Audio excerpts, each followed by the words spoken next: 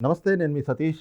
ఎన్నికలు దగ్గర పడుతున్న కొద్దీ ప్రతిపక్షాలను చూసి జగన్మోహన్ రెడ్డి వణికిపోతున్నారా? అందుకే వాళ్ళ మీద కుట్రలుకి పదును పెడతా ఉన్నారా? అంటే తాజా పరిణామాలు మాత్రం అవుననేటువంటి సమాధానమే చెప్తున్నాయనేటువంటి చర్చలు కూడా ఏపీ రాజకీయ వర్గాల్లో చాలా విస్తృతంగా జరుగుతున్నాయి.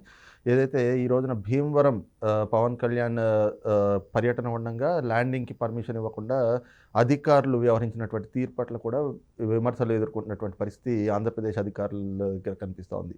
మరి ఈ అంశాలని ఎలా చూడొచ్చు? ఆంధ్రప్రదేశ్‌లో జరుగుతున్నటువంటి రాజకీయ పరిణామాలు ఎలా ఉన్నాయనేటువంటి అంశాలు మనతో చర్చించేందుకు ప్రముఖ రాజకీయ విశ్లేషకులు అంకమరావు గారు ఉన్నారు. సార్ నమస్తే. నమస్తే సతీష్ గారు. సార్, ముఖ్యంగా ఈ ప్రతిపక్షాన్ని చూసి భయపడిపోతున్నారనుకోవాలా? లేకపోతే ఏంటి జగన్మోహన్ రెడ్డి గారు ఈ రోజున పవన్ కళ్యాణ్ గారి సభలు అన్నా, ఆయన పర్యటనలన్నా, కనీసం ల్యాండింగ్‌కి హెలీప్యాడ్ దాంట్లో కూడా పర్మిషన్లు ఇవ్వకుండా అధికారులు వ్యవహరిస్తున్న తీరు ఎలా అర్థం చేసుకోవాలి? వాళ్ళు చాలా వ్యూహాత్మకంగా వ్యవహరిస్తున్నారు సతీష్ గారు. ఇక్కడ అర్థం కావట్లేదు జనాలకి, రాజకీయ నాయకులు కూడా అర్థం కావట్లేదు. ఒక రకంగా వాళ్ళ వ్యూహాల్లో చిక్కుంటున్నారు వీళ్ళు. ఇప్పుడు వాళ్ళన్నీ సరికొత్త వ్యూహాలు బన్నుతూ ఉన్నారు. ఎన్నికలు సమీపిస్తున్న సమయంలో ఒక్కొక్క దానికి పొదును పెడతా ఉన్నారు. అంతిమంగా వాళ్ళ ఆలోచన ఏంటంటే అధికారం అనేది జగన్మోహన్ రెడ్డి గారికి కావాలి. ముఖ్యమంత్రిగా లేకపోతే ఆయన చాలా ఇబ్బందులు పడతాడు. కాబట్టి తిరిగి అధికారం నిలబెట్టుకుంటే తప్ప తన ఆటలు సాగవు. కొన్నాళ్ళు ప్రజా జీవితంలో గడపవచ్చు అనే ఉద్దేశంతో ఎటు ఆయన ప్రజల మధ్యకి వచ్చే పని లేదు. తెరలగట్టుకొని వస్తాడు. జనాలతో కలిసే పని లేదు. శాసనసభ్యులను కలిసే పని లేదు. లోక్సభ సభ్యులను కలిసే పని లేదు. మరి ఉద్యోగస్తుల్ని కలిసే పని లేదు. అన్నింటినీ చక్కబెట్టడానికి కింద సజ్జల రామకృష్ణారెడ్డి గారు ఉంటారు. మరి ఇప్పుడు ఆయన కనీసం ప్రశాంతంగా ఇంట్లో అన్నా ఉండాలి అంటే అధికారం కావాలి.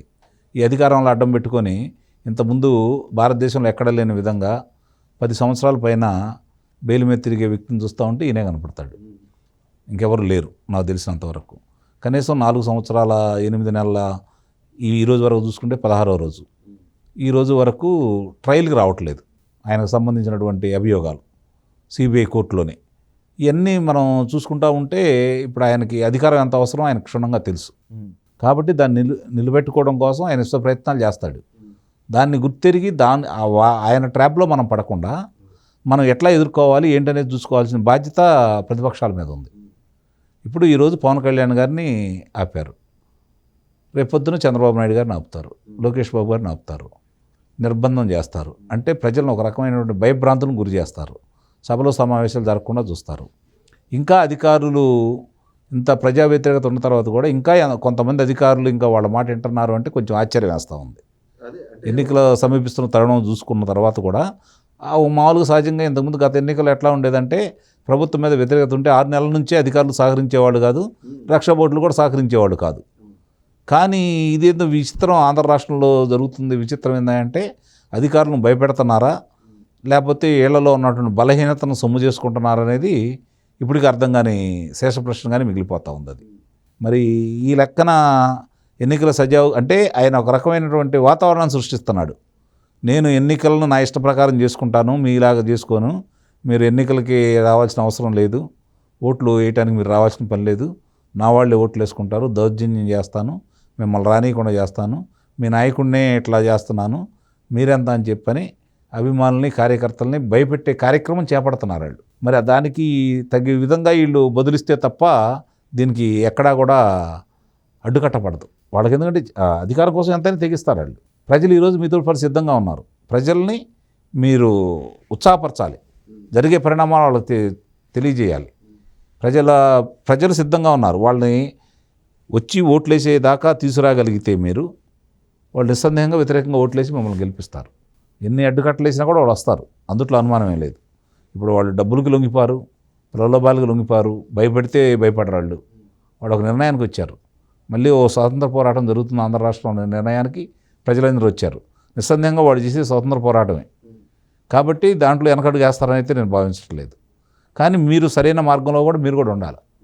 సరైన వ్యక్తులు ఎన్నుకోవాలి, సరైన పందాలు వెళ్ళాలి. అందరూ కలిసి ముందుకెళ్ళేసి ఏకతాటిపై ఉంటే ప్రజలందరూ కూడా ముక్తకంతో, నాకు తెలిసి ఇప్పుడు వచ్చినటువంటి వివిధ రకాల సమాచారాన్ని బట్టి వాళ్ళు ప్రచురిస్తూ ఉన్నారు కదా, పలానా పార్టీకి ఇన్ని ఓట్లు వస్తున్నాయి, పలానా పార్టీకి ఇన్ని ఓట్లు వస్తాయి అని చెప్పని, ఇంత శాతం ఉందని చెప్పని. నా లెక్క ప్రకారం అయితే ఇప్పటికీ వీళ్ళందరూ కనుక ఏకతాటిపై ఉంటే 70% మంది వీళ్ళకెళ్ళి ఉంటారు. 70% మంది ఇప్పటికీ. మిగిలిన శాతం కూడా పెరగవచ్చు. అంటే ధరావతులు కూడా రావు కొన్ని ప్రదేశాల్లో వాళ్ళకి. కాబట్టి ప్రజలంతగా ఎదురు చూస్తూ ఉన్నారు. ఈరోజు మీరు జరిగే కార్యక్రమాలన్నీ ఒకసారి గమనించుకోండి. పవన్ కళ్యాణ్కి జరిగింది ఈరోజు, పవన్ కళ్యాణ్ గారికి జరిగింది, రేపొద్దున అందరికీ జరిగిద్ది. దీన్ని మొక్కలోనే దుంచాలి. ఎప్పుడైనా మానైన తర్వాత మన మాట ఎందు. కాబట్టి ఇప్పటికే మాను చేశారు. అంటే ఒక పక్కన వై నాట్ 175 అంటూ మొన్నటి వరకు ఒక ధీమా ఓడిపోతున్నారన్న భయం అండి సతీష్ గారు. వాళ్ళకి తెలుసు ప్రజలు ఎట్లా ఓడిస్తారో చిత్తుగా. నేను చెప్తున్నాయి కొన్ని ప్రదేశాల్లో ధరావత్తు కూడా రాదు వాళ్ళకి, ధరావత్తు కూడా రాదు.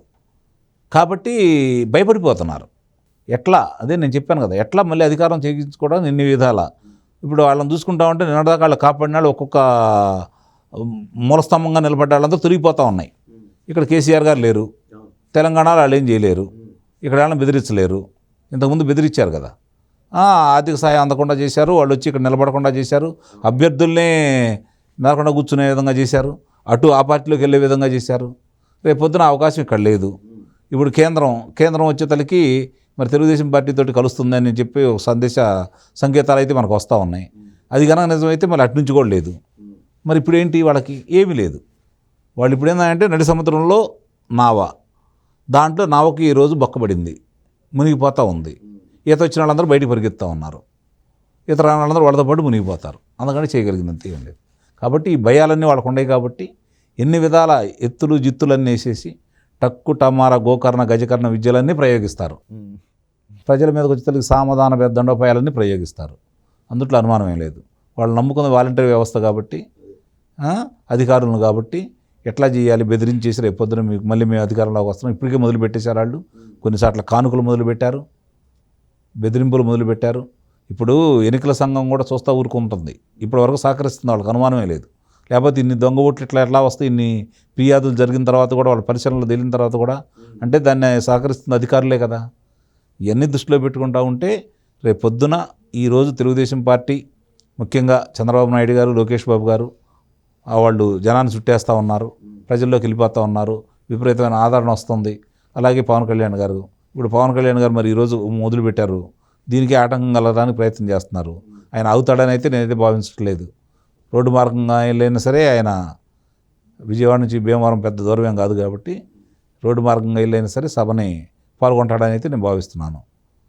చూడాలి, ఇట్లాంటి అన్నిటికీ వాళ్ళు చేసేదానికి వీళ్ళు ఎక్కడికక్కడ దాన్ని ఎదుర్డి ప్రజల్ని మోటివేట్ చేస్తే నిస్సందేహంగా నాకు తెలిసి వాళ్ళు అన్నారు కదా 175కి 170 స్థానాలు మేమే గెలవాలని, వీళ్ళు గెలిచే అవకాశం మాత్రం చాలా స్పష్టంగా ఉంది. రైట్, ఇది చూస్తున్నాం కదా. ముఖ్యంగా ఏదైతే వైఎస్ఆర్ కాంగ్రెస్ పార్టీ ఇక మునిగిపోతున్నటువంటి నావా అనేటువంటి అంశం అర్థమయ్యి ఓటమి భయంతో ప్రతిపక్షాలని నేరుగా ఎదుర్కోలేక తన చేతిలో ఉన్నటువంటి అధికారాన్ని వినియోగించి ఈ రోజున వాళ్ళ కార్యక్రమాలకు కూడా అడ్డుపడుతూ ఇలాంటి కుట్రలతోటి మళ్ళీ ఎన్నికల్లో నెగ్గుకు రావాలి అనేటువంటి ప్రయత్నాలు అయితే జగన్మోహన్ రెడ్డి చేస్తున్నారు. కానీ ఖచ్చితంగా ప్రజలు మాత్రం రాబోయేటువంటి రోజుల్లో జగన్మోహన్ రెడ్డికి సరైన గుణపాఠం నేర్పిస్తారు అన్నటువంటి భావాన్ని కూడా ప్రముఖ రాజకీయ విశ్లేషకులు వంకమరావు గారు వ్యక్తం చేస్తూ ఉన్నారు.